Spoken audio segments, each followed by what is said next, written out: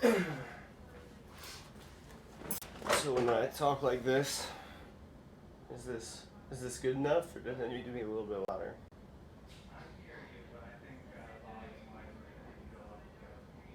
Gotcha.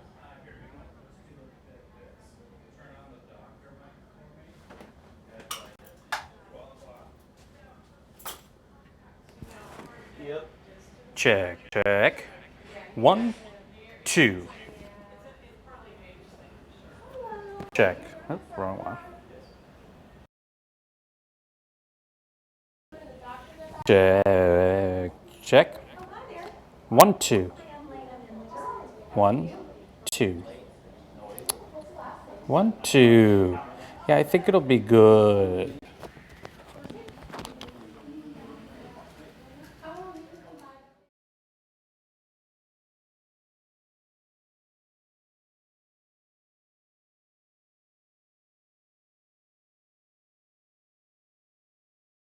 Does it sound on the computer?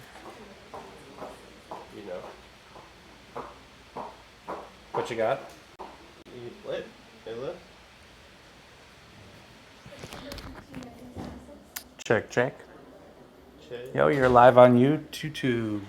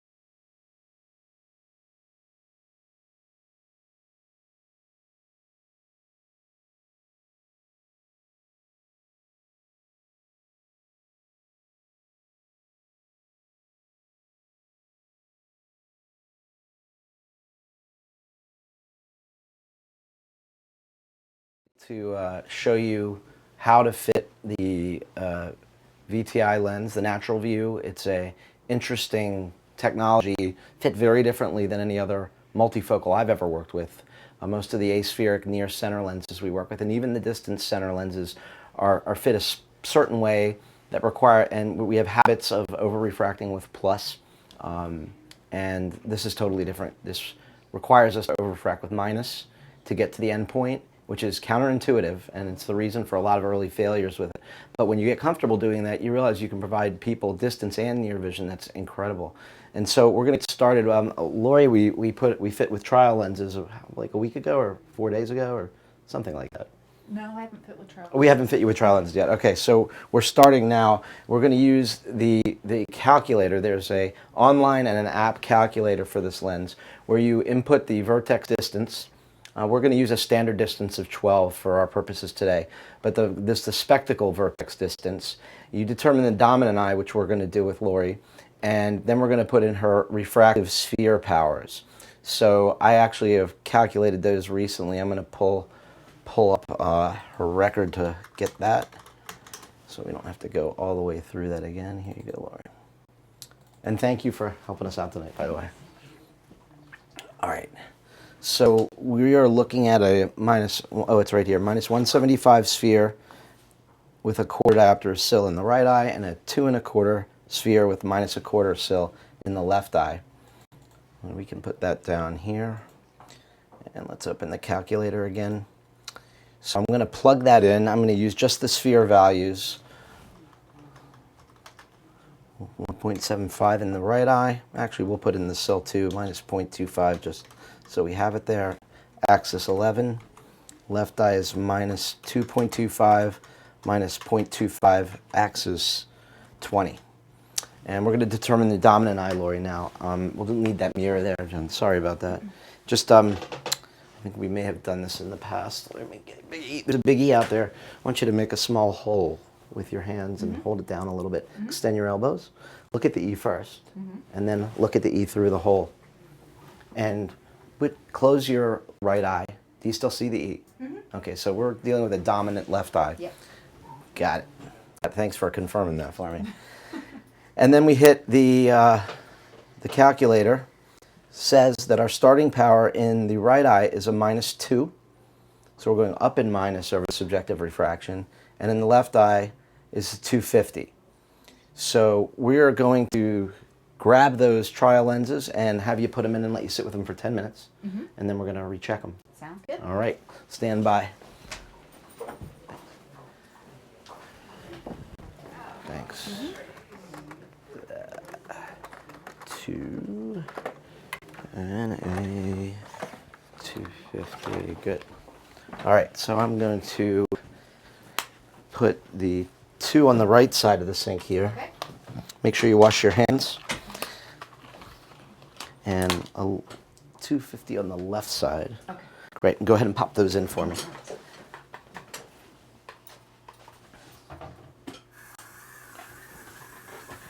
So the NaturalVue lens, while we're having Lori pop these in, works on a technology, like I said, that is not solely based on aspheric powers, but has a very, very steep drop-off from the distance center.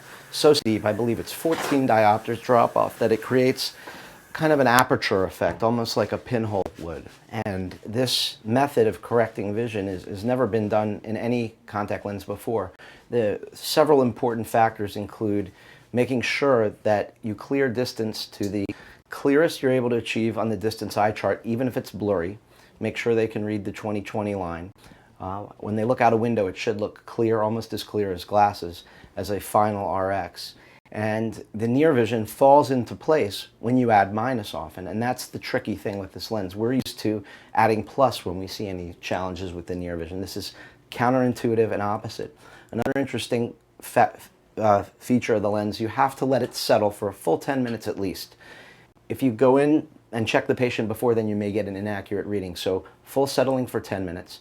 And when you do correct them to what appears to be their final RX at far and near, instruct them that there's a 3 to 4 day adjustment period. The best way I can describe it is sort of a gestalt adjustment period. It's not clarity or blur. They may perceive things are blurry, but as their brain grasps this new way of seeing, things get clearer and they get better. And I can honestly say that for the patients this lens has worked for, those 4 days, 100% of those patients have gotten through that adaptation. It's not similar to a progressive.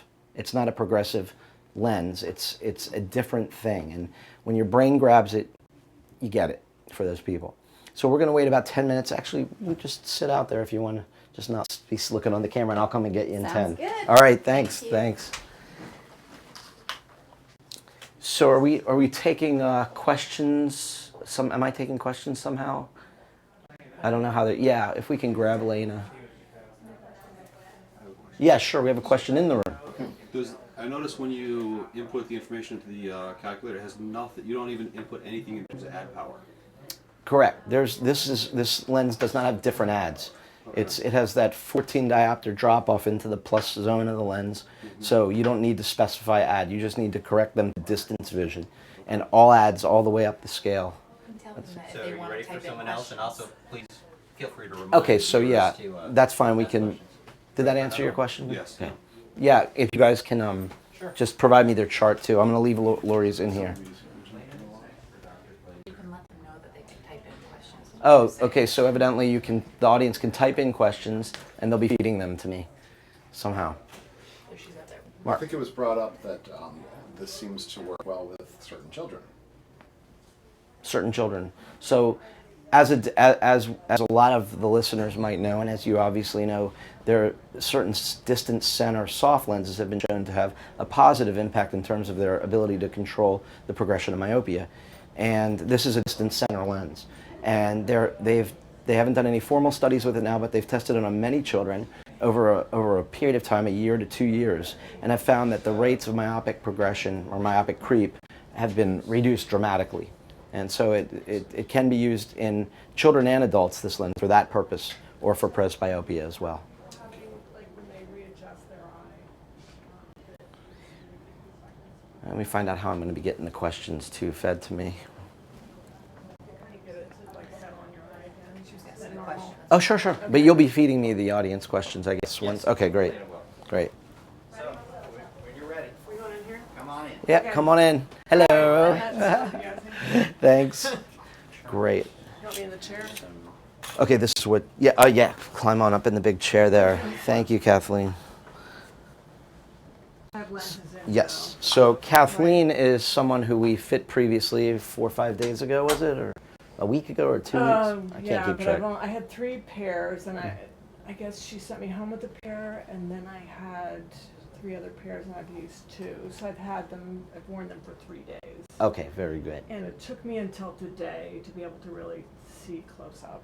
And that's part of the adjustment process I was explaining. Kathleen may have left here. You had the lenses from Dr. Rubin. Yes. Yes. So one of my associates. And when you get to that end point, that's not the end of the game. Then there is that gestalt-like adaptation process, which often can result in clarity, which is what you experience. Yes. And we In see fact, that I in, couldn't believe the clarity once it actually kicked in. yeah, almost like glasses vision. Yeah. That's what I found. Well, but right away, the distance was like that. Yeah. The distance is crystal clear. Yeah, excellent, excellent. And again, just to emphasize, don't look for crystal clarity on your eye chart. If they can read the 20/20 line and you cannot over-refract them with any more minus and make a difference, when they look out a window, that's going to be a lot of their feedback. So let's see where you are now and see if there's any adjustments we need to make. I'm going to put up a Great, thanks. chart. You can look straight ahead. And I'm going to change this. What's the smallest line that you're able to read? Doesn't have to be clear. Yeah, the bottom line, normally I can read the bottom line, but I can't right now. I Okay. really could read maybe the H. The second letter over to the right is an H, I think. Maybe Okay. a P next. Good. Maybe an N, an Okay, S, can you and a look, B. point your nose straight at the chart so you're not tilting? Oh, okay. Yeah, that's a little better, thanks. So you did pretty well, you I got wonder 2 or if one eye's better. Yeah, I'm seeing better with the side. That's what's yeah, we're going to happening. discover that in a minute too. So you're satisfied with your distance vision. On the chart, you're a little less than 20/20. We're going to try and take it to the next level. And I want to check your near vision as well. So on this card, sorry, this ratty old reading Yeah, card, this is harder. how low can you read?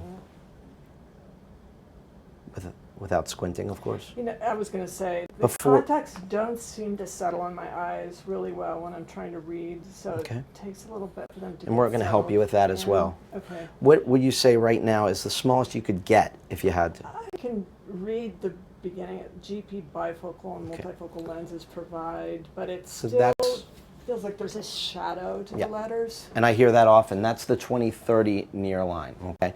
So we're going to start trying to improve both of those for Okay. you, okay? Great. So, Because I love them so far. good. So I That's would really excellent. love to be able to wear them. Oh yeah, so we're in a 325 in each eye right now, minus 325. These are all spherical lenses. So I have a minus a quarter, and I'm going to start my over refraction with the minus a quarter. So stare straight out there. Tell me if this is a hair better or a hair worse or no difference. And I'm happy to repeat it. Pretty much the same. Pretty much the same. Now stare out there again. Hair better, hair worse, or no difference. Maybe a hair better. Maybe a hair better there Maybe too. not Try not much to so. squint though, okay? All right. It's hard. It's a little bit better. Okay, a little better. So what we found was no difference in the right eye. Did you turn on the VA thing in the next room? The what thing? The thingy? Oh, this should have a power button on it, and then there's a button on the side or underneath. You know, there's a button on the thing. Okay. Let me know if that doesn't work for you. Little eye chart challenge. Oh, so we tested that before. Let's do that again. That's important to know. As opposed Thanks to for which one reminding you me. over refract first. Right. Yeah. Or expect to over I don't find that it makes a difference in what you overreact first, but it's good to know for if you end up having a challenge reading at all in your trial. Let me test that now, though, because that's a good point, Mark. When you look out there, there's the big E. What I want you to do is take your arms and extend them like this and make a small hole like I'm doing. Pull your wrists towards you. Pull your wrists. There you go. Now, quickly, without thinking too much about it, first stare at the E with your eyes and your chin level, and then look through the hole. Can you guys tell me what? It's the right eye. Okay, so we're right eye dominant. So, and again, I thought I was left eye dominant. that's what it looks like right now. So again, when we drop, let me make I've been this. diagnosed with both, so I don't Okay. really know the care. So when we make the chart, when we put the chart out there again, just to confirm, this makes no difference, is what you told me before. Not really. And Oh, in then fact, it's a little worse. a little I think. worse. Okay, so Yeah. that's an end point for the right eye. And this was possibly somewhat better. Do it again. Maybe. Yeah. Okay, not worse. And I not don't think exactly. so. Okay, so what we're going to I'm not do. very good at this part. So That's okay. It takes me a while. To, Nobody's good at this part. So we're going to change the left eye from a 3 1/4 to a 350 and see if it improves the distance on the chart and on the reading card. Usually I find that the fitting is as simple as one tweak at the follow-up gets us to our end point and where we need to be. So let me grab that for you, and I'll have you put that in. Thanks. Oh, thanks. Did you check in just a second? Oh, did they get the chart going? Can you give this to her to put in her left eye? What do we need? Chart. Chart's not going? Oh, it's that part, that problem. No problem. So, I'm sorry. I still have my mic on. Where's the mouse? Here we go.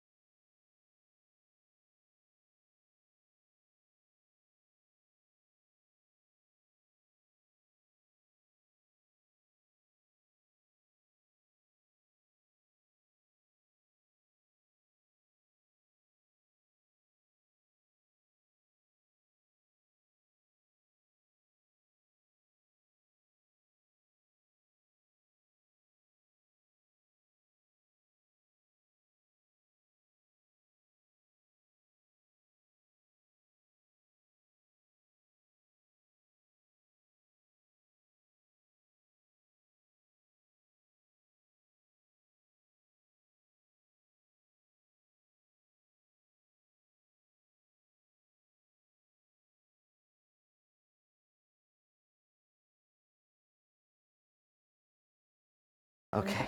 Yeah.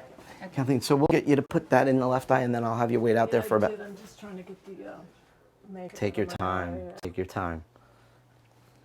you want me to sit out there for 10 minutes. to get Yeah. used to it? Yep, that'll be great. So we went up a -1/4 in that left eye. Okay. Often, by increasing the power, by going up in minus, you settle into the best near vision with this lens. And that's, again, the recurring theme here is pushing minus to the point, not where they're over minus, but where adding minus makes no difference or makes them a little better. Yeah. And that's counterintuitive for all of us, me included. It took me 5 or 6 patients to really get my wrist to not want to drop plus over their eye. And then when I started doing that, I started having much more success with the lens. And you could hear her feedback. We measured her in here at 20/30 and 20/30, and she said that she was amazed at how good she can see. And I know we can do better. So that's the kind of feedback we're seeing with a lot of people with the lens. Any questions at all while we wait for the next patient? So could you just review one more time what you just said in your technique for the patient? Sure, sure. So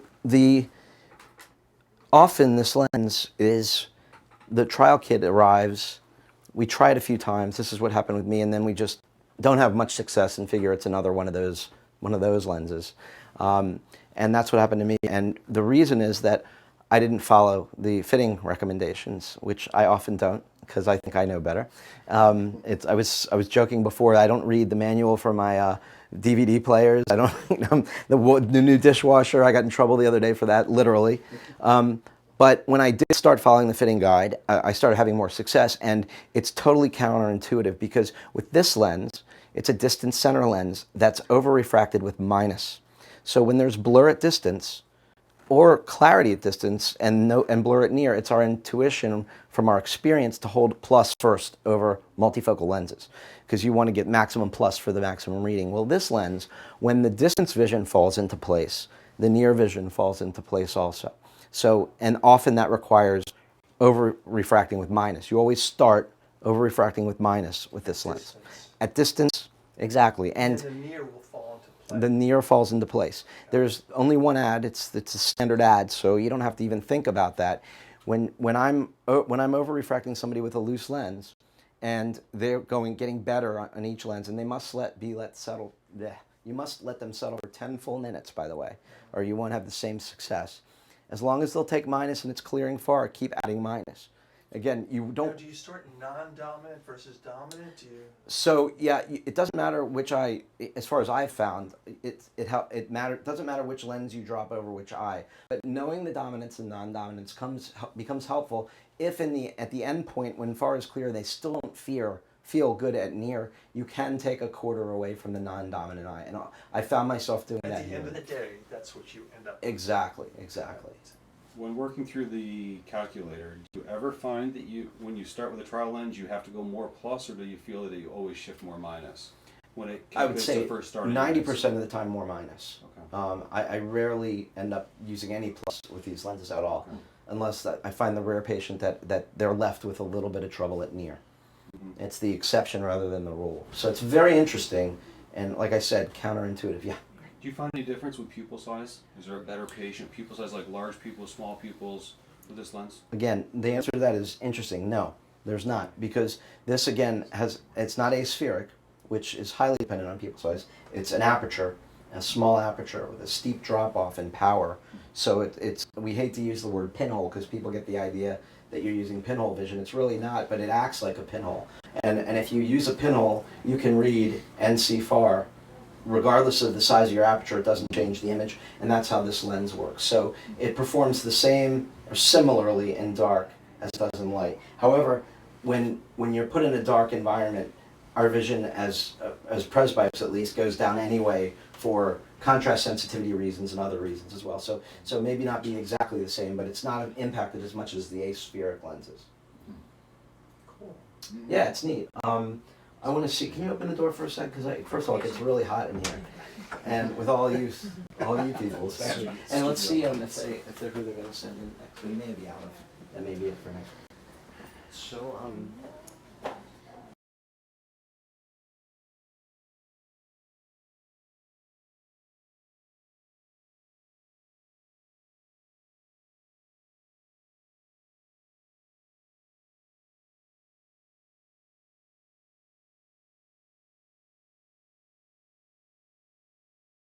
And do I have the question? We got a question out there. Have I fit anyone as an emmetropic presbyope? And the answer is no, not yet. Only myopic. The trial kit for the hyperopic presbyopes is coming out. I'm looking forward to that. I'm a plus 150 hyperopic distance OU. I'm looking forward to trying that myself. So they're going to put me in the trial actually, and they're expecting that lens to come out, I think, in the next 6 to 12 months. And for the audience, what power range did these come in as of now? Up to -6, -25 to -6 right now. And they're expanding the range. They're planning on bringing out a more product line, even a toric multifocal daily at some point. Cool. Yeah, more dailies, better for me. So anyone who's a myop here, after we finish with the patients, we can fit you in. How much sill does it go up to? I've fit up to -175 successfully, not all the time. Dr. Dillehay, who's here, has fit up to 2 1/4. She says. I have not tried anyone that high. Are you a 2 1/4? 175. Oh, good. We'll give it a whirl. But it's best to fit -1 sill or under. That's where your best results are generally. So, but again, I've had a few people who really, we weren't having success with whatever we tried, and we gave it a whirl, and the aperture seemed to help them. Be interesting to figure out how to select those patients. That's true. Besides your post LASIK, has there been any other group of patients that has not done particularly well with the optics? I haven't found any particular type of patient that I can put into a bucket for that yet. Well, so the lens is an 8.3. That helps it stay centered because you want that aperture to be dead center. I've had a lot of flatter corneas that have done fine with it. It does tend to fit a flatter cornea as well. I think this steepness of this lens is strictly to get more of that suction cup effect and stay still. I've had a couple people who have found that it wasn't the most comfortable thing, and that's going to happen in any material, in any lens. But generally, I have not had a problem with comfort with it. The steeper lenses have an advantage that way anyway. You know, those 8.4s and steeper.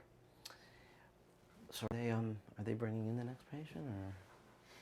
Do you think that patient's been settled for 10 minutes? I think so. I think so. But Lena said they had someone else, so it's awkward just sitting live on camera not doing anything. I can juggle. I juggle patients. Hello, Barry. Hey. Thanks for helping us out today. Sure. Here she is. You can just press that right there. This is Barry, who we fit previously. You left with the trial lenses last time, or we have not fit them at all yet? Okay. All right, very good. So we have some patients who are coming back for their follow-ups tonight, and some patients who I told to come in to get fit for the first time. And Barry's one of those first timers. So that will allow us to use the calculator, which we talked about before. And if anyone out there has just joined us, there's a multifocal quick start calculator that's available to you either in an app or on the internet. And it asks you to input vertex distance, eye dominance, sphere sill axis power, and it recommends a starting lens at that point. So we're going to, just for the purposes of moving this forward today, we're going to put everyone in a 12 millimeter vertex distance. That's their spectacle vertex distance that you measure from the back of the phoropter. We're going to test Barry's dominant eye. So the way we do that is I'm going to put a big E up there for you. You'll be able to see it. I know you're a little blurry right now. You know what? I'm in my contacts. Oh, you are in your contacts. Let's take them out. I'll give you a little case, okay? Here's a little case right here. We can put them in there. They were supposed to tell you to get those out. Not your fault. You can just put them there. We have more if you need them. I have my glasses too. Good. Hopefully you won't leave tonight wearing your glasses. That won't go well for the live webinar.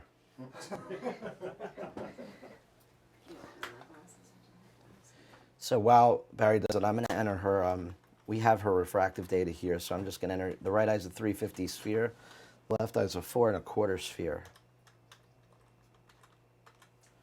And then we're going to determine the eye dominance now. So I could have done that with the contacts in, but anyhow, you can see there's which one's dominant. and okay, well, let's test it anyway for the audience, right? A lot of people out there may not know how to do this. If you skip this class in optometry school, you'll learn a little more than we bargained for tonight. Make a small hole with your hands like that, Barry, and extend your arms. And look at the image out there, and then look through the hole. Can you guys just tell me what she's looking with? The left. Okay, is that what you thought was your dominant eye? No. Try it one more time, but do it quicker. Yeah. Go to the left again. So, see? You learned something too. I thought it said like right on the better. Like it was. So we have the left, and it's telling us to start with a -350 and a -425 lens, which is what it often does when it's below a -4 power. So can we grab? There's a trial kit right out there. Actually, I have the 350s here. What do you need? -4 1/4. Thanks, Mike. So Barry, I'm going to put a right lens on the right side over here. This is the first time Dr. Barry uses Got his own lens. Thanks. Thank you, Michael. So Barry, we're going to start with this combo. Right is on the right side, left is on the left. Going over there, you can pop those in, and then you can have a seat out in the waiting area. It's going to be about, we let them settle for 10 minutes, okay? So we're starting with the same power that we find in her Spectacle RX, which I often find is the case through the calculator. And I'll often just start with that if I'm busy with patients and I don't have time to pull up the calculator. I'll just start with that anyway. Doesn't seem to vertex as much as a normal vertex. Exactly. It does not. As a matter of fact, before you were in the room, Sally took this up to -10 and the vertex distance didn't fluctuate much at all. That's all right. We have another one. I know it's on me. Ah, gotcha. Is that too high? You want me to tilt it a little? Is that better? Okay. What was the question again? Repeat back our questions. Okay. Was there one that I should? No, it's because we're mumbling. Vertex distance Oh, question. there was a question about vertex distance, and Dr. Levy said it doesn't seem that it varies much with this lens based on the vertex distance, and that's correct. You can actually have very little variance based on vertex distance. It's still part of the formula, though.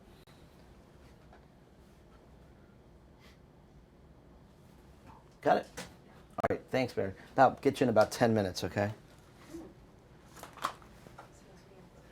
It's a weird, you can feel visually things won't be necessarily clear until it's settled, and then we have some work to do on them as well.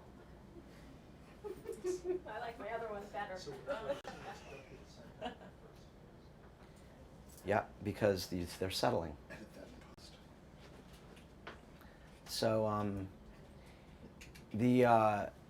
we want to have the more questions from the audience.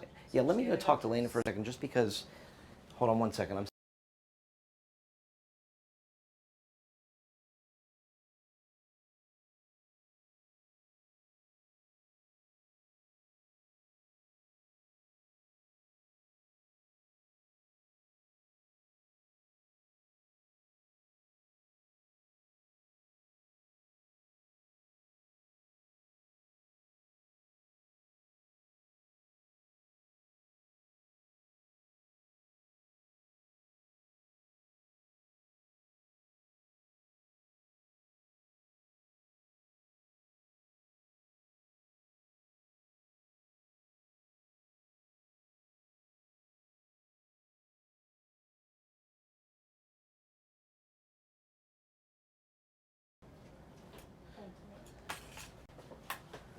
Hi, Namathy. Thanks for coming in.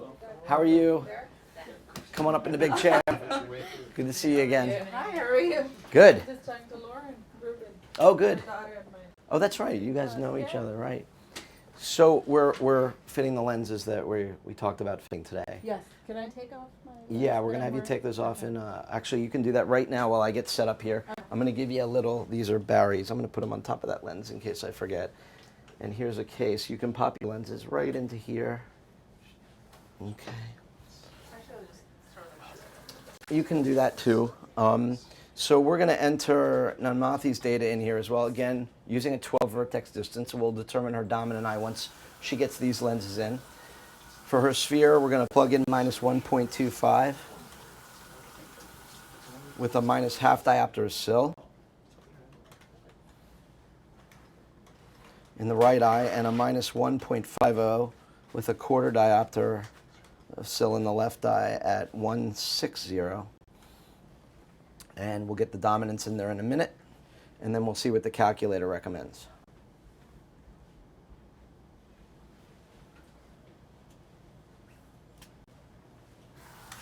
And once those are in, we're going to give them a few minutes to settle as well. Sure. Okay.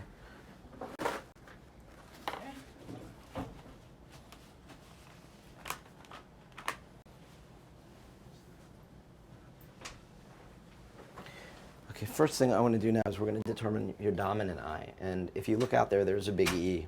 It may be a little blurry. That's okay for right now. Just make a small hole with your hands like I'm doing. Even a there you go. That's a good size. And first, keep your hands out and down. That's good. And look at the E. And now, without thinking about it, quickly look up and find the E through that hole. And I'm going to have the other doctors in the room tell me it looks like the right eye, right? Good. Okay. That wasn't too tough, was it? Great.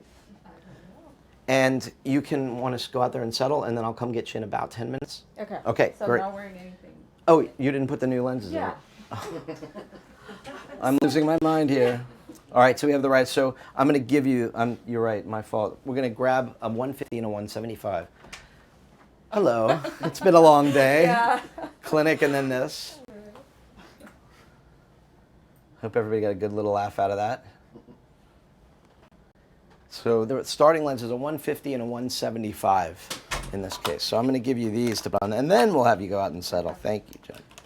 This will be the right on the right side of the sink here, and the left on the left side of the sink. And remember, they'll be blurry at first. They take a little while to settle. And also, this is the first lens we're trying, so I expect to have some modifications to get you to the point where you're seeing well.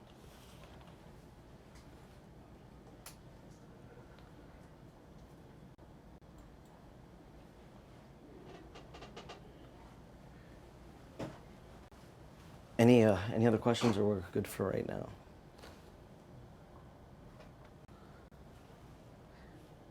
You've been an incredible help. Oh, Lynn, so... We do have a question. Okay, I'll take that in 1 second. When Namathi gets hers in, we can bring in, I guess, Lori, who had him in first. Yeah. Okay, I'll give you her... Well, actually, I'll just hold it here. Okay, question? Oh, okay, thanks. Have you tried to use these lenses as monovision? If so, what is your approach? Haven't found a need. The patients who've worn these lenses have gotten very good multifocal vision from them. So when I'm not fitting monovision, I'm not fitting monovision. I've heard of uses where they may, somebody, for instance, who has a really high SIL in one eye and none in the other, we're able to use one of these in one eye and correct the other eye some different way. But no, I have not done that. And again, monovision is something that I rarely do for any reason anymore.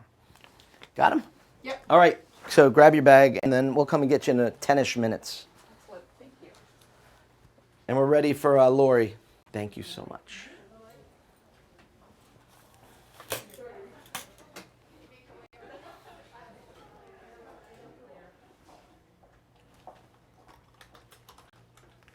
Hey.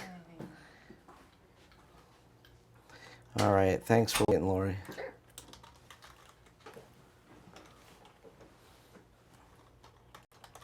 I didn't write down what I gave you there, so I'm just going to get it here again. What was your dominant eye that we determined before? Okay, it was left. So we started Lori out in a 2 and a 250, yes. Yep. Write that down. Okay, so we're going to test you on the chart now and then ask you some questions and get some feedback from you. All right. So if you want to sit back and look out there, I know you can see that big letter. Yes. Let's get it down for you. And what is the smallest line you can read without squinting now? Well, I can probably read part of the bottom line. Okay, read what you can. NDPOVS. You got all of them except one, so that's pretty darn good for our first lens. Now, we're going to hold a lens over. I want to see if this makes it better at all, Okay. no different, or worse. Okay. Okay, so just look straight out there, point your nose right at the screen. What do you think? Better, worse, or no different? Maybe slightly better. But almost nothing, or just definitely slightly better? Slightly better. Okay. And then we'll check it on the other eye as well.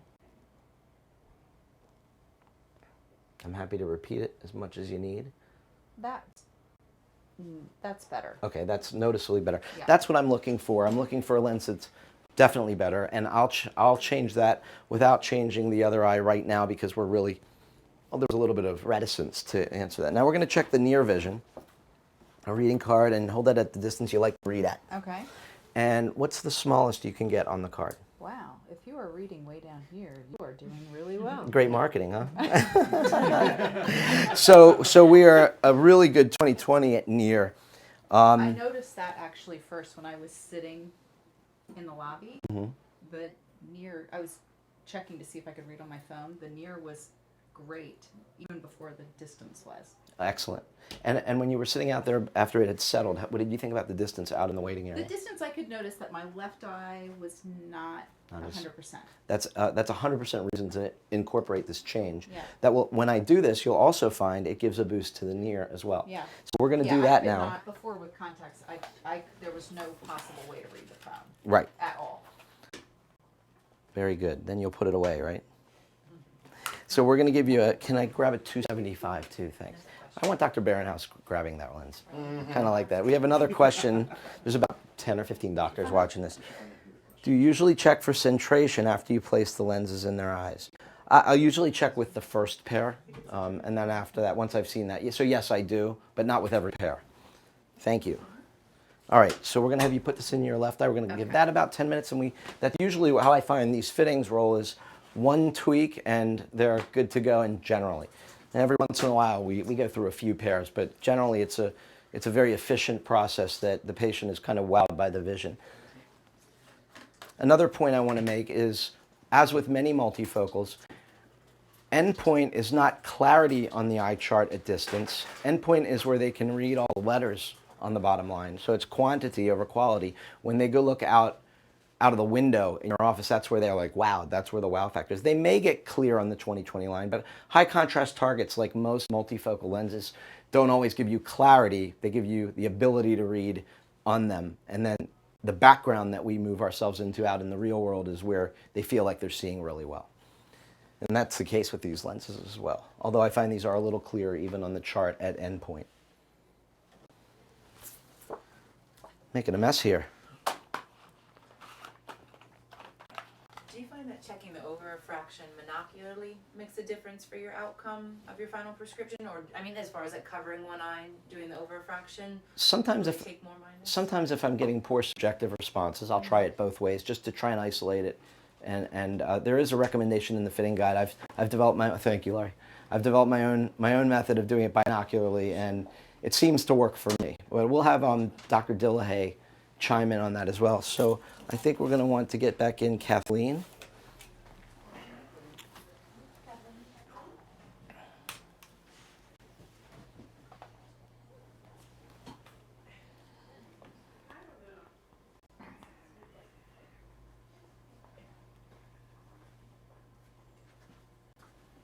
Hi. Hi. All right. So with Kathleen, we made an adjustment to the left eye. We had her starting in 3 1/4 OU. She reported seeing well. We found a little differently that I thought I could do better.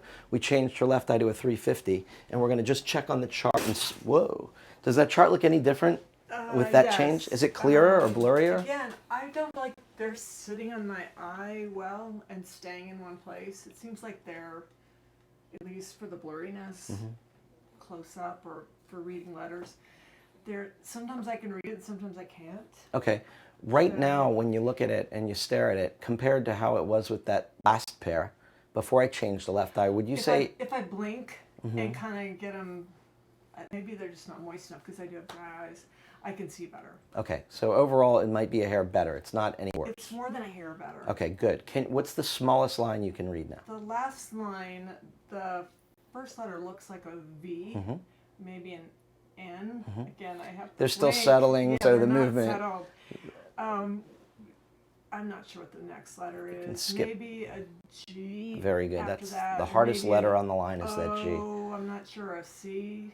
and then maybe an S. Okay, very good. So with that slight change, we took her from the 2030 line down to the 2020 line. And like I said, it's not always going to look clear. That doesn't mean it's a bad thing as long as you can read 3 out of the 5 or more. So now, So remember... will this happen all the time, will I get used to them so that they're not settling all the time So in order for me to read? that's a good question. 2 things are going to happen.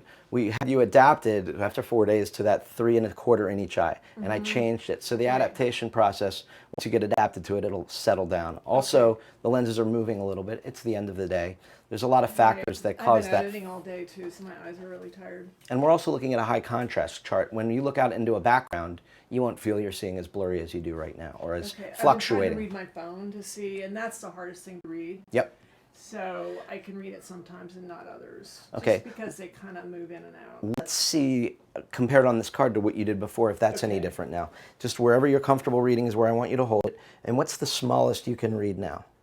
Let me just try and get them to Take your time. settle in. We understand there's a settling going on. I can read, on 2025, I can read, if you are over 60, you can, am I squinting? No, you're doing fine. You can consider contact lenses. So that's an improvement too. You'll notice that by adding minus, we improved far, and we went down another line on the near. Of course, they're not settled yet. I expect that when that gestalt feeling goes away, that adaptation, and the lens stops moving a little bit, you'll be down closer to the 20/20 line.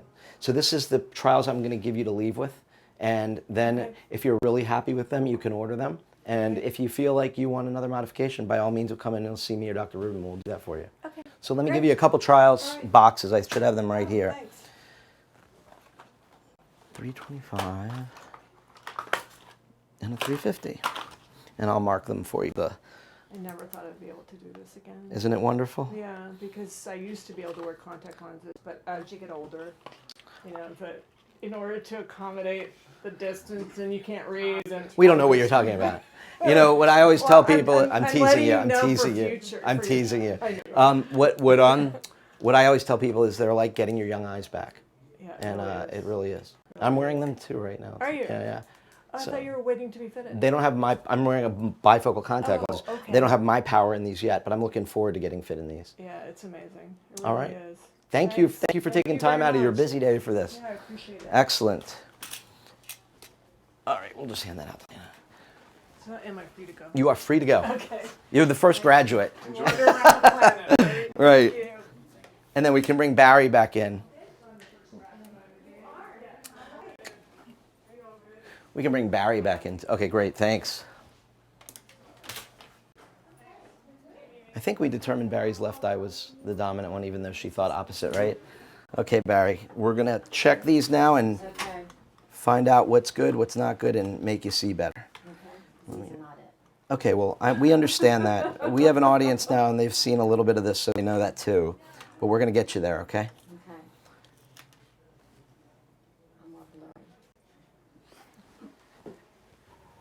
So we're going to, in the end, if you're blurry, we want to know.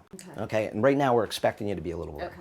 So what I want you to do for starters, I want to find out how blurry you are.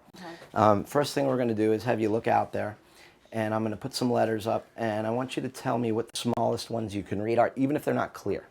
I can read the bottom. Okay, please do. H-E-V-G-O-P-L. Okay, it's okay to miss one or two. Now, regardless of blur, I'm going to give you a near card, and hold it where you like to read. You don't have to hold it out or in, just where you normally would hold a book, let's say. And what's the smallest line you're able to read now? At all. It doesn't have to be clear. Well, if you can get it. I can kind of read the bottom. Good. So, and Barry has an acute angle in her elbow right now. That's how she's an e-reader. So I encourage you, just anybody, not just you, but anyone, to read at a right, with their elbows at a right angle or further out. But even up close, she's reading 20/20, even though it's not crisp yet, and 20/20 at distance, it's not crisp. Two reasons they're not crisp right now. First of all, we may not have the finalized power, even though you can see. Second of all, these have a 3 or 4 day period where you'll feel like you're not seeing well, and most people gradually adjust to that, and then all of a sudden, like the last patient that was here, it's had the same thing happen with her trials, and on day 4, she was like, wow. So I want you to expect that, because the lenses that do far and near, unlike just your far ones, are a little more complex in that manner. So let me check and see if we can make clear far any clearer now. Okay. Let me clean this lens off. I have a few big thumbprints on there today. Maybe a 4-fingerprint or two also. So looking out there, I want to know if this is a hair better, a hair worse, or is no difference. That was better. Good. And we're going to do it on the other eye. Try not to squint. That's about the same. Okay, good.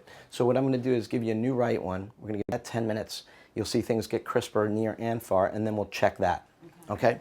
So we're going to move Barry from she's in a 350 in her right eye and a 425 in her left eye, to a 375 and keep the left eye the same. So we're over refracting again with minus and clearing her, which also will bring her near vision clearer with a right angle in her elbow. Okay, so you want it. No, like here's fine. You were like this, you know, you're really close, and that strains your eyes. Okay, so you want it. Thank you so much. Question. We should have it more technologically sophisticated than little yellow sticky notes. It should show up on my screen. So we're going to put this in your right eye. And then once, yeah, thanks. And once you get that in, you can go out in the waiting room and again. So the next question from our studio audience is, do you usually check their mid-range acuity? Usually, do they do better with mid-range than near? With these lenses, great question. With these lenses, when the near falls into place, everything in between falls into place. So I have no need to check their mid-range. For their edification, sometimes I'll have them sit at a computer and look just to convince them that they're seeing well.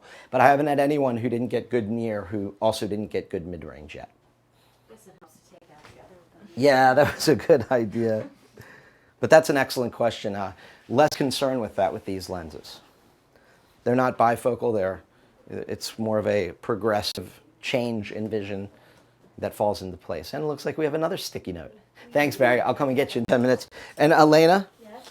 I think we're ready for Namathi again. Yes, thanks. So the next question, when you have a lens that decenters slightly, don't you usually add an additional minus 25 to avoid dysphotosius? Let me have Sally answer that, okay? Because I haven't run into that problem, and she probably will have an answer to that. So let me hand this off to her. Oh, thank you. All right, now we're going to play with these and make you see. Okay, better. Remember, right now at this point, don't worry about blur, because I'm going to get rid of the blur for you if I can. But what I want to know is quantity of letters that you can read. So even if they don't look good, but you can read them, I want you to. We're going to start with a chart out there. I'm going to change it for you. Without squinting, what's the smallest you're able to read here? Brush your hair out of your left eye for me. I don't have that problem. TBFNZV. Good. I want you to relax your face too, okay? Because that's a kind of squinting. So you got all the letters on the 2029. I know it may not be clear. Don't worry about that right now. With the first lens we put in, and then we're going to give you a reading card. And where you're comfortable reading, if you like to read in your lap, that's fine. If you want to try a little bit closer, that's okay. What's the smallest you can read regardless of blur now? That one. Okay, read it to me. Innovations made with materials. When you can read that fast, I bet you could get the next. I want you to push it, but I don't want you to read what you can't read. Go as low as you can. Wait a minute, I can read it. Wow, if you're reading way down Okay, so we just went from 2040 to 2020 with a blink, and that's good. So it's going to come in as it settles. It may not have settled the full time. And then there's a 4-day settling period also where your brain gets used to them. So we're going to try and see if we can get the far any better. Brush your hair back again for me and tell me if this is a hair better or a hair worse. Better. Good. When it's that obvious that even reading 2020 that this minus makes the far better, we give it to them. And when that happens, their near gets better as well. And then we're going to try the left eye. So look straight out there again. Hair better, hair worse? Or no different? Better. So that's doesn't do much. So I'm just going to go, just because I've done a lot of these, I know that kind of feedback is kind of wishy-washy. We're going to go with the right eye. We're going to change that, let that settle, and we should be at our end point with these already. And you'll see what I mean. Yeah, it's pretty cool. So right now, let me just check what we're in here. Which was the dominant eye for you again? I didn't write it. Right, okay. And let me just put this in here. I'm using the calculator because I was not paying attention before and didn't write down what I gave her. But it's easy to find it again just by entering the data in this calculator. 160. And we had a 150 and a 175. So we're going to go to a 175 in each eye. So just put this lens in your right eye and go back out there for a minute. And then we'll check that in about 10 minutes. Okay? Thank you.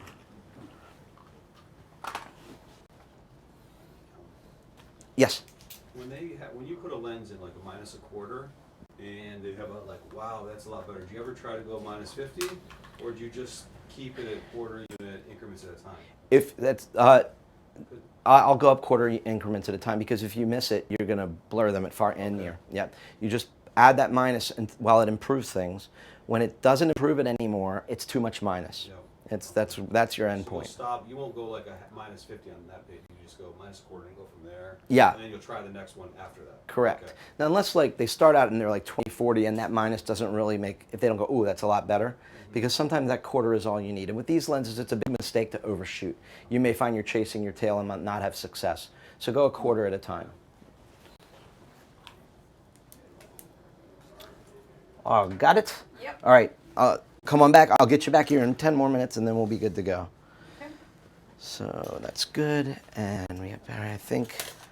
Lori now, I think. Yeah, because we just did Barry, right? So we'll get Lori in here.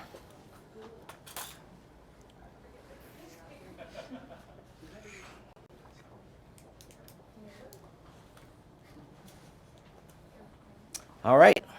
Here you go. Now, I've got to do good by Lori because our kids are friends and they're neighbors and all that stuff. So you know we're going to do right by her. No, I'm kidding. We'll do that with everybody. So now they've settled, and we're going to measure them, okay? And it's real important to remember that I'm not right now concerned with blur. I know you are. Yeah. We're going to get rid of the blur. Yeah. We want quantity, not quality. So if you can read them but they don't look good, I still want you to read them. Okay. What's the lowest you can read out there?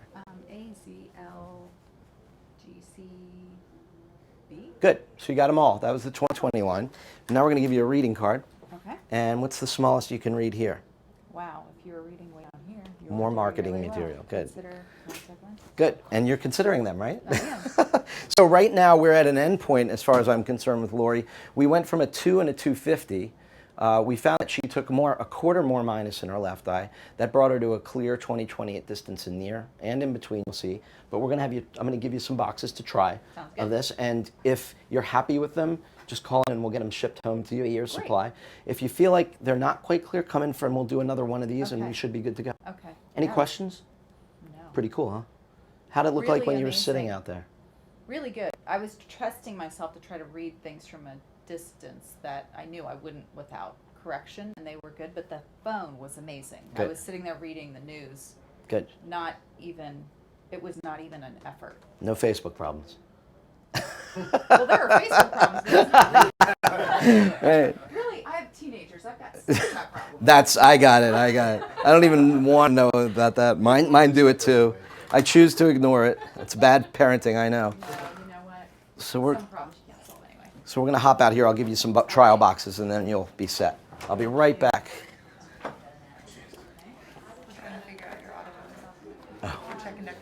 I don't ask me. So this is going to be your.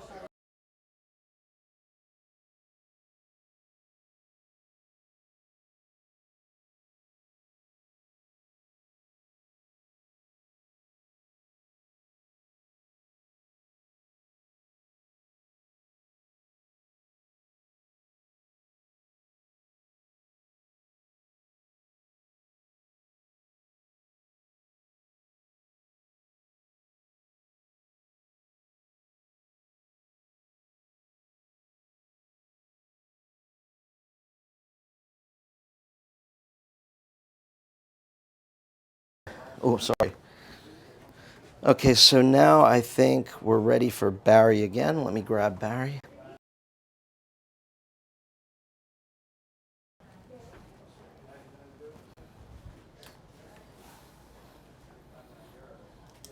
Now Barry, who's coming in at a -375 and a -425, and now we're going to see how that is. I had changed her right eye, I think from a 350, and now let's evaluate. So again, don't worry about blur or clear yet.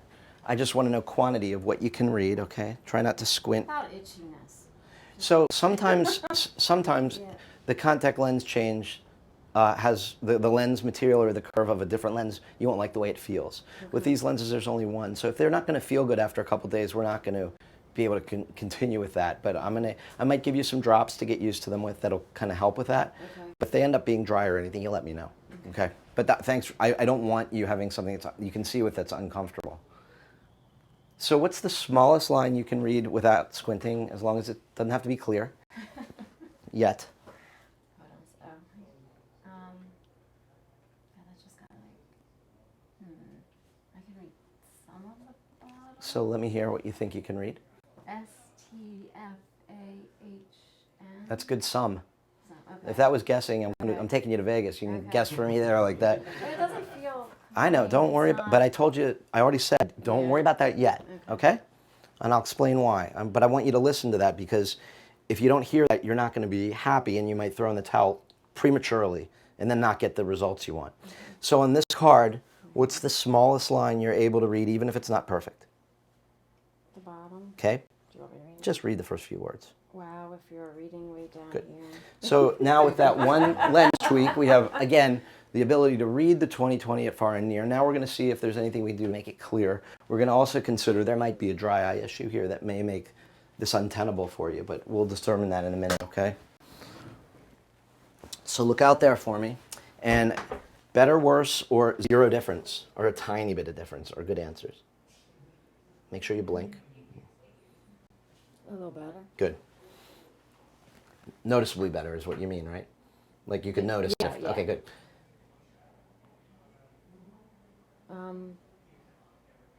That one is better.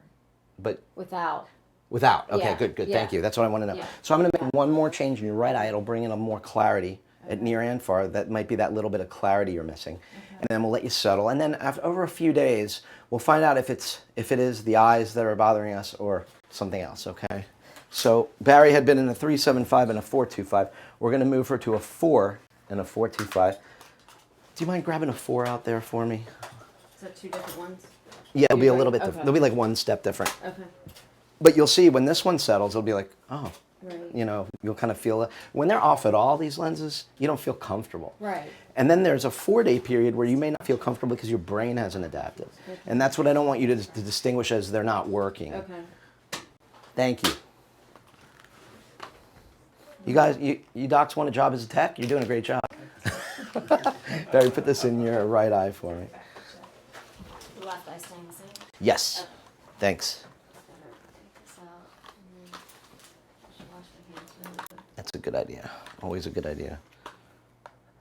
So we have a 4 and a 4 1/4 sphere now.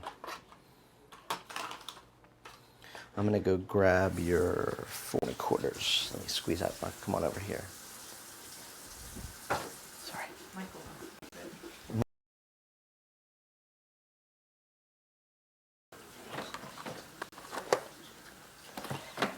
Doctors are the worst patients. I don't know if I want to fit him. Maybe we'll poll our audience.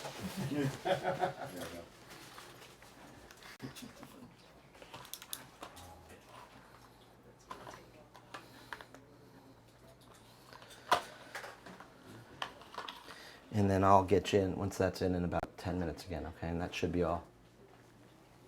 That's, That might be inside out. Try to flip it. No, it was right. no, that one's No, that looks right. Yeah, yeah. yeah, that looks right. Isn't that, sometimes it's, Got it? Good. All right, I'll come and get you. And then if we can have Namathi come back in, thanks. You've been amazing help, guys. So I think we're batting close to 100, you know, barring any kind of... 3 wows. Yep, good. Barring any kind of dry... Yeah, 3 wows.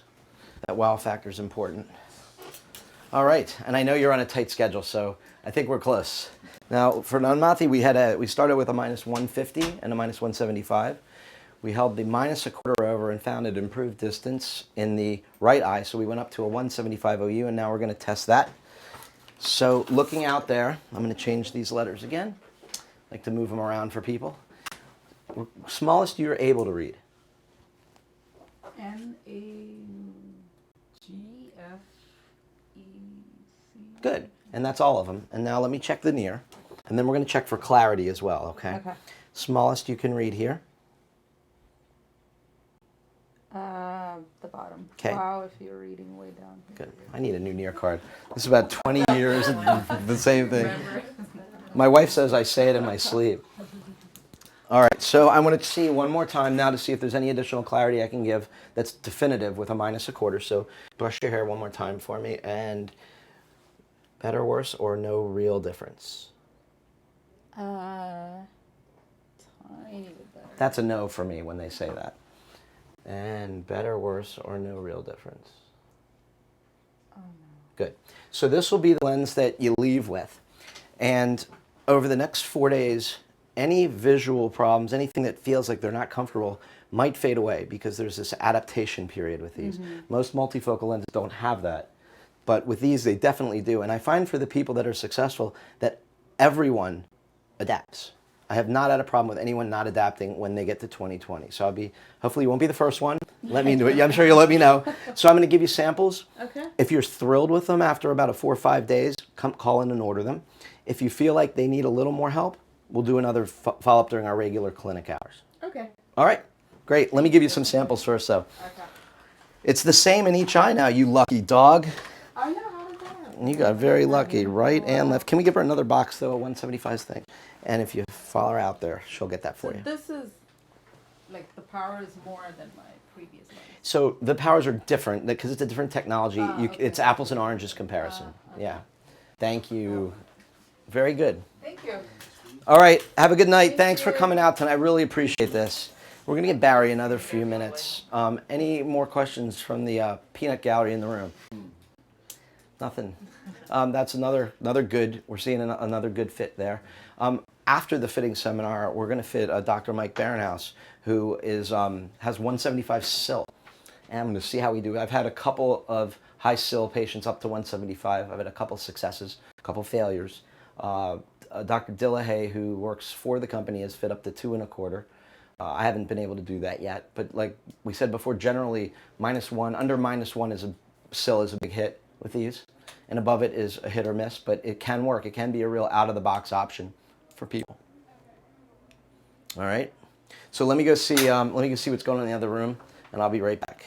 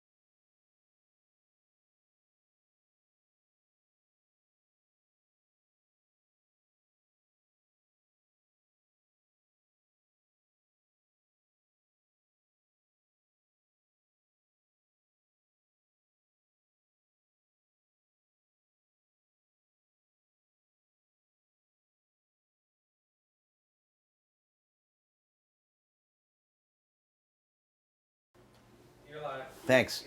So for those who want to stick around on the live feed, we are going to, Dr. Mike Baranowski here, who has minus 175 SIL. Let's see how we can do. Why not? See if we can tackle that while he's here and get his feedback on that as well. And this is not a plant. He was just an attendee. So that's fun.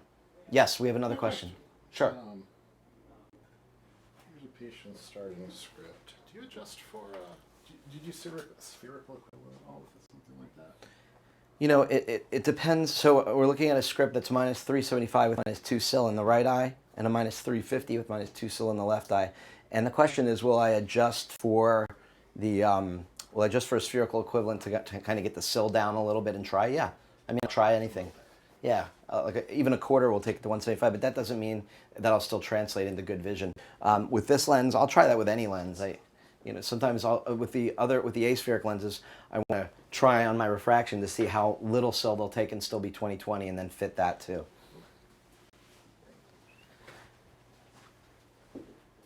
All right, I guess we can bring Barry back in. You want to bring Barry back in? So Barry had a minus 375 and a 4 1/4 that we bumped up the right to a minus 4. She's experiencing a little bit of physical irritation with the lens, which is good to see. We'll try and get to the bottom of that as well. All right, so we're going to test him again. And right now what I want to know is, from what you remember looking at the chart before, does it seem the same, better, or worse when you look at it now? I'd say the same. Okay. I still feel blurry. Okay. Yeah. What's the smallest you can read, even if it's blurry? N-A-O-F-E-O.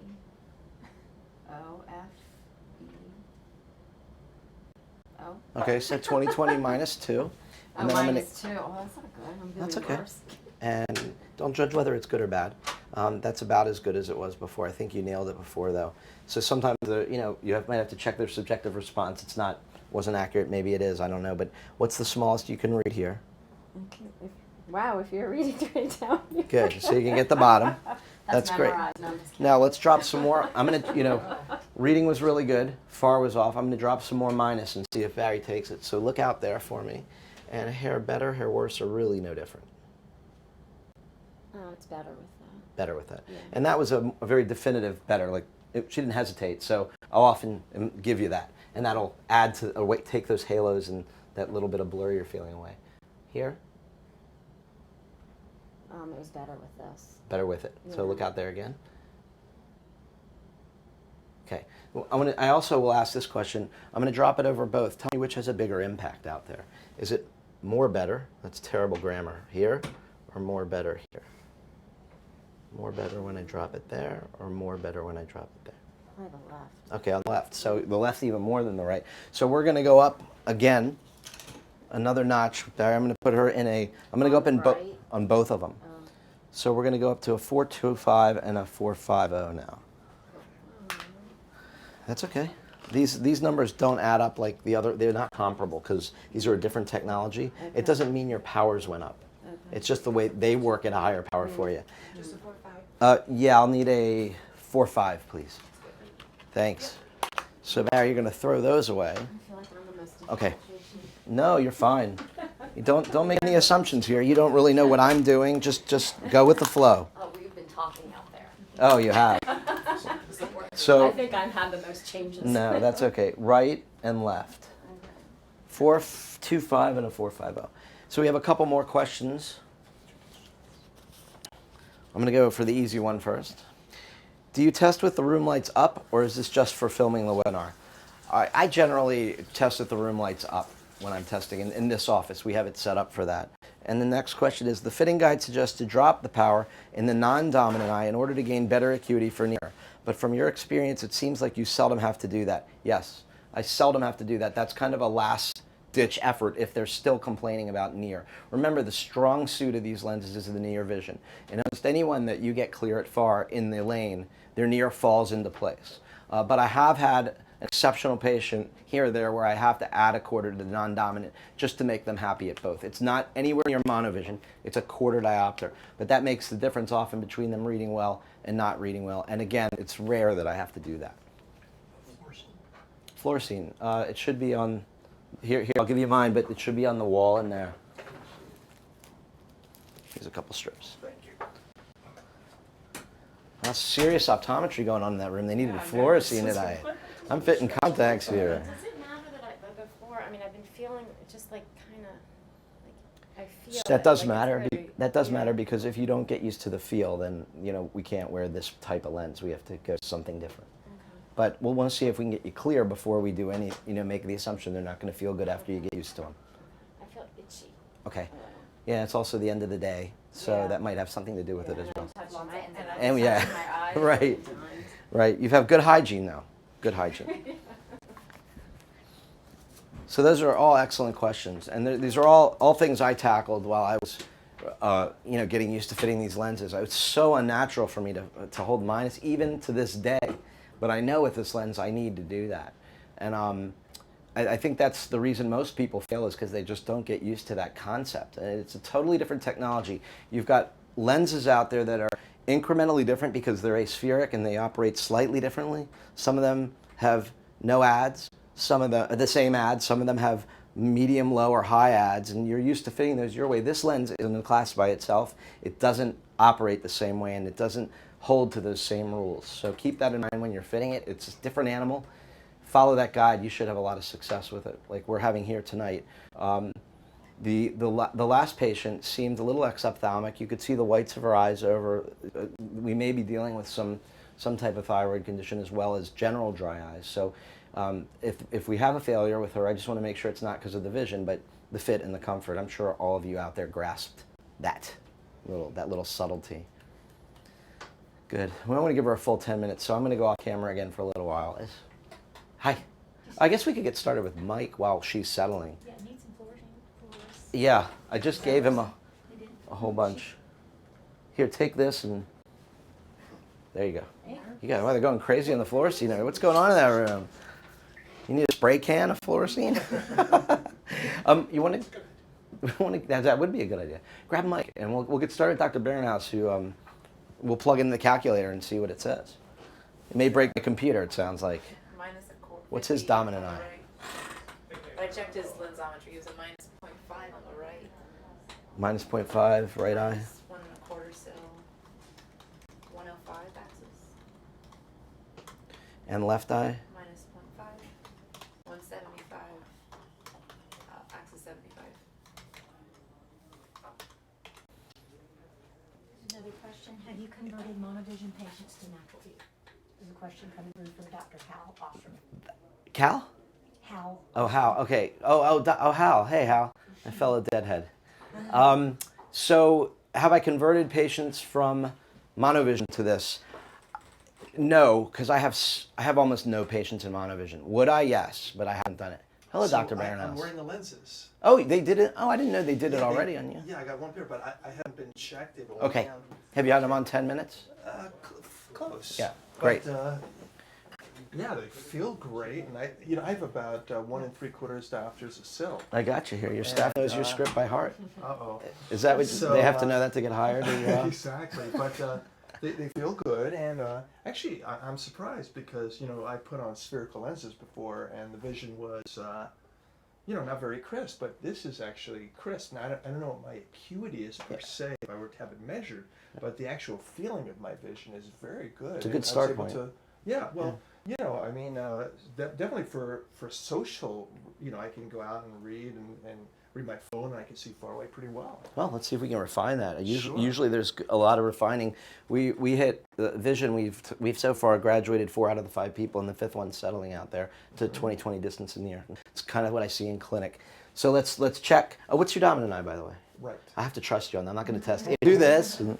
All right, so we got the right dominant. So it's recommending we start in a 125 and a 150. Do you know what they put you in? Yeah, that's exactly what they Okay, and that's what you have in now. Yeah. And you've had them in for 10 full minutes, right? All right, great. So Mike, look up there. Don't worry about the quality of the images. Just tell me what the smallest line you can get is at all. I can see that ZOANMF. Good. And maybe ZGHLFG. So with minus 125 still on the right. So this, just for the people watching's benefit, this is Mike's a minus 0.50 sphere right eye, minus 1 1/4 sill at 105, and in the left eye a minus 0.5 with minus 175 Axis 75, and he's reading some letters on the 20/20 line. So you're in a good place right now. Let's see if we can clear it up at all. Better, worse, or really no difference? No difference. Okay, then that's a no-go for changing it. Better, worse, or no difference? I might be a hair better. Yeah, that's a no-go also. I would have you trial these. There's two things. The chart may not look perfectly clear now, but there's a 4-day adaptation process where people often, like our second patient was like, wow, after day 4, all of a sudden it all came together for her. Or if this is the best we can do, it's a great sphere for -175 sill. Yeah, look, I was out in your optical looking far to the back of it. And Did you buy anything? just one. Then get out of here. Okay.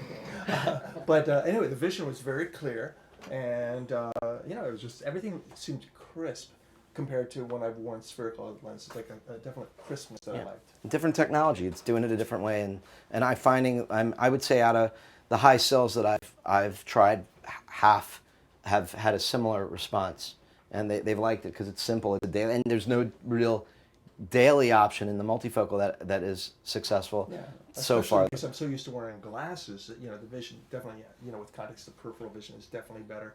But things seem to pop more with these, and I like that. Good.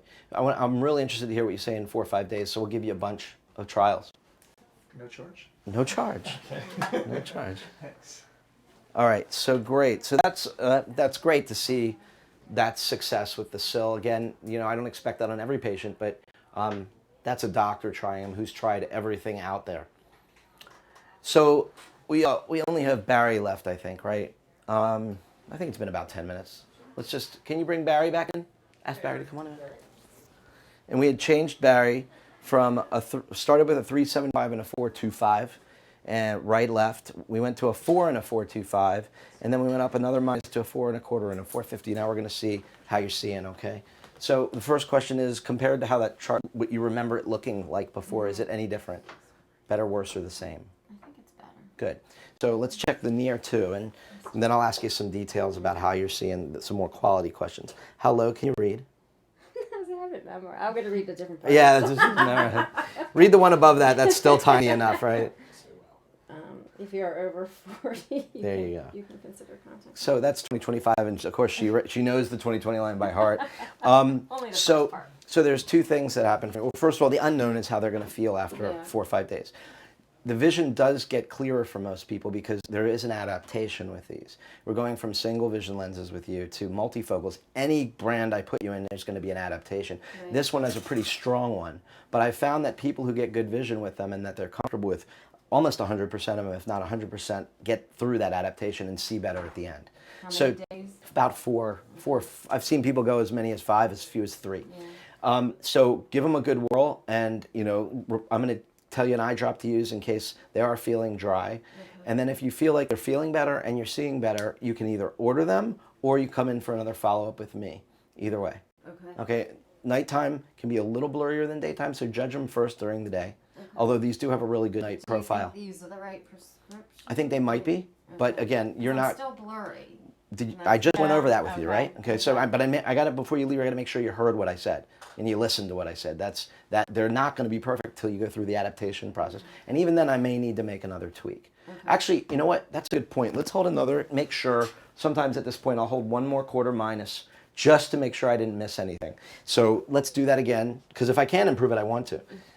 Hair better, hair worse, or really no different? I'd say probably no different. Good. So that means we're at an endpoint in that lens. Hair better, hair worse, or no different? Not Good. And that's kind of what I would expect it.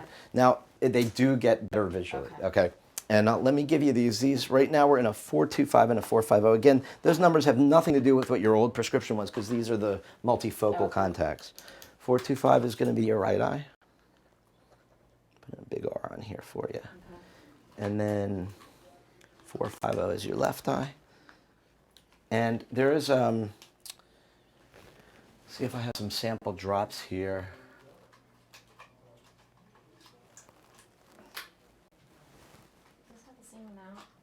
They're a little different, but we'll make sure you have more. Come on out with me.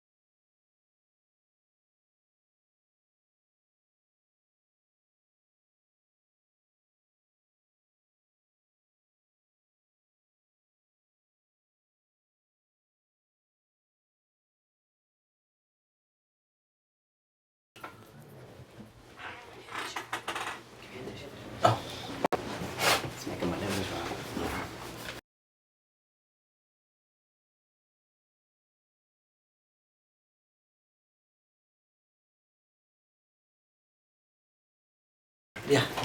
So the thing I have two questions, but Lena's got to feed us the other There question. was one question I couldn't answer, so I told him that you would. So I need you to feed us the questions. Okay, I think we're ready. So we have 4 of the doctors here who fit the lens tonight working with patients, and I would just ask them to give you all some thoughts on what they learned, what some key points were that they take away from today's fitting. John? The key is to wait to 10 minutes. Because I even tried them on myself, and as I'm sitting here, it's getting better still. Michael? I would say that even if you have a patient who has much more astigmatism that you would think it's even possible to try it on, to give it a try anyway. I mean, I have 1 1/4 in one eye, 1 3/4 in the other, and I was seeing pretty darn good. Thanks, Mike. I think one of the keys is to really go over the fitting guide initially, because some of the approaches are counterintuitive to those of us who've been fitting for many years. And you need to learn some new habits in the approach and the evaluation to have success. And if you follow the fitting guide, the success will be a lot quicker. Can you swivel one more? Mike, come on over here, and you can. The only thing I would add to that is that when you say counterintuitive, when you add minus, that it can improve the near as well as the far. And that's something that I wouldn't normally expect. Yeah. That's the whole counterintuitive part right there. I Sure. still am not used to it, and I'm fitting them all the time now.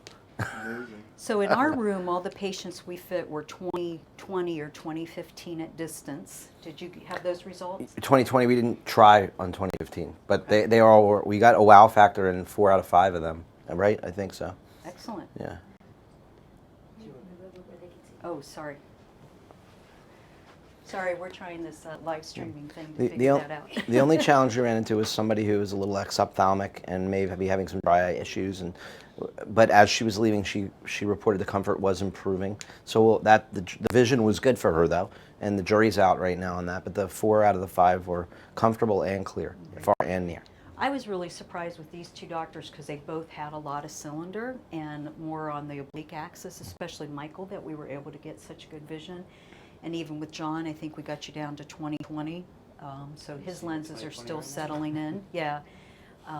So I second what you say. I'm comfortable fitting up to a diopter still easily.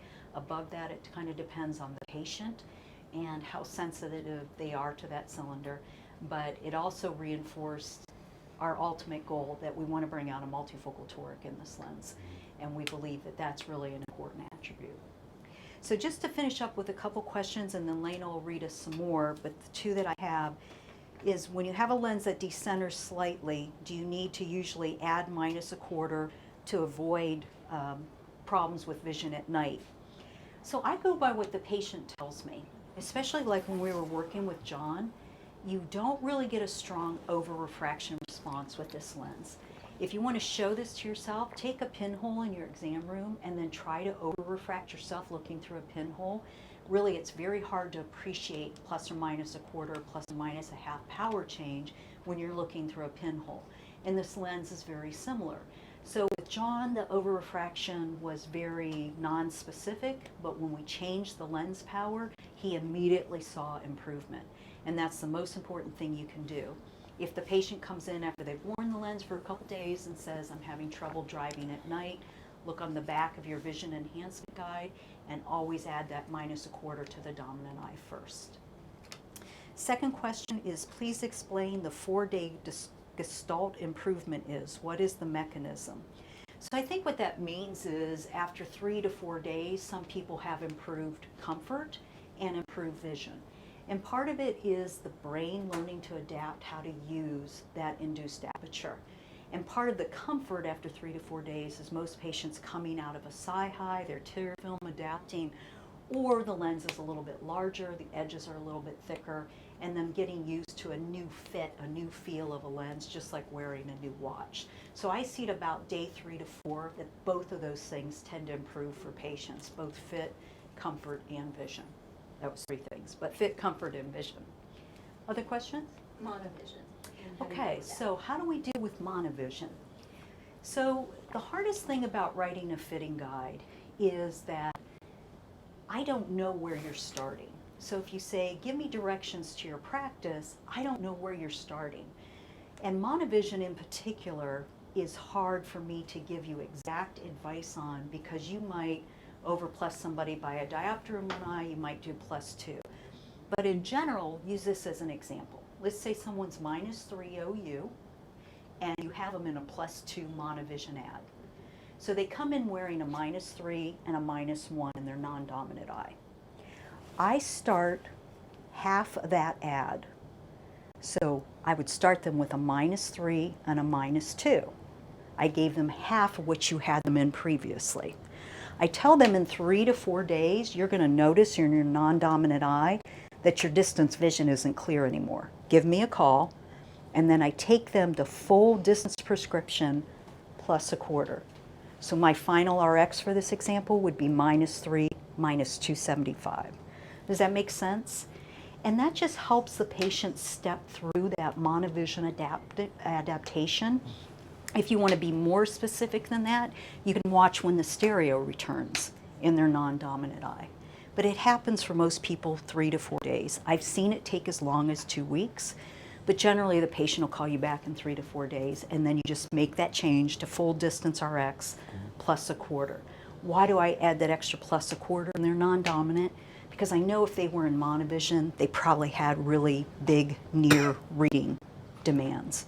And so I just save myself a step, just add that extra 1/4 to the non-dominant. Does that make sense? The fitting guide suggests to drop the power in the non-dominant eye in order to gain better acuity for near. But from your experience, it seems like you, well, this was directed at Dr. Glazier, but from your experience, it seems like you seldom have to do that. Is that correct? So do you want to Yeah, I think I answered that one. I think you Yeah, did. I guess if yeah, I there's- seldom have to do that. Okay. The biggest change, 90% of the time, the change you're going to be making is adding -1/4 to the dominant eye. You know, very rarely do I ever have to add +1/4 unless it's somebody who's been in maybe a ProClear one day that had +1, +150 in the non-dominant eye. But usually it's I'm adding minus to the non-dominant. And my experience is very similar. Actually, we dealt with that a couple weeks ago. I had my first person who wasn't reading well. And I had minus them up to that level. I didn't know what to do, and Sally told me, read your fitting guide. Imagine and that. I lowered it, and sure enough, that worked for that patient. And I think you'll be surprised how much a 1/4 diopter makes a difference. When we changed John's lens, would you agree that that seemed to really make a big difference? Even though the over-refraction was like, maybe, maybe not. But it physically changed the diagnostic lens. Good. Anything else, Lena? All right. Well, thank you so much for spending your time with us. Thank you to all the doctors and Dr. Glazier in particular for hosting us this evening.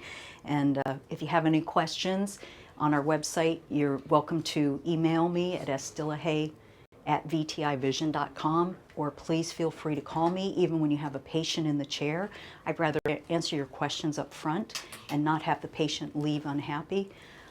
Remember to fit the lens like a single vision lens, not a multifocal. If you think of it as a single vision lens, you remember to get that distance vision nice and clear first and then worry about near. Thanks again.